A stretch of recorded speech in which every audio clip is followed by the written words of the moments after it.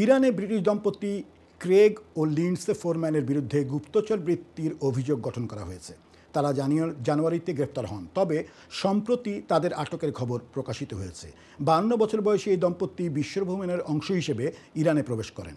5 দিনের জন্য দেশটিতে অবস্থানের পরিকল্পনা ছিল তাদের। তবে ইরানি কর্তৃপক্ষের দাবি, পর্যটকের ছদ্মবেশে একাধিক প্রদেশে গোপন তথ্য সংগ্রহ করেছে এই দম্পতি। তেহরানের বিচার বিভাগের মুখপাত্র আসগর জাহাঙ্গীর জানিয়েছেন, তারা পর্যটক পরিচয়ে প্রবেশ করলেও বিভিন্ন প্রদেশে সন্দেহজনক কার্যক্রম চালিয়েছেন, যা গুপ্তচর বৃত্তির ইঙ্গিত দেয়। ব্রিটিশ পররাষ্ট্র দপ্তরের পরামর্শ অনুযায়ী ব্রিটিশ নাগরিক বা ব্রিটিশ ইরানি দ্বৈত নাগরিকদের ইরানে প্রবেশ করা ঝুঁকিপূর্ণ। দেশটিতে ব্রিটিশ নাগরিকদের আটক ও জিজ্ঞাসাবাদের সম্ভাবনার বিষয়ে সতর্কতা আছে। ব্রিটিশ কর্তৃপক্ষ ইতিমধ্যে বিষয়টি নিয়ে উদ্বেগ প্রকাশ করেছেন। অব্যাহত রয়েছে ফোরম্যান দম্পতির মুক্তির জন্য কূটনৈতিক প্রচেষ্টা।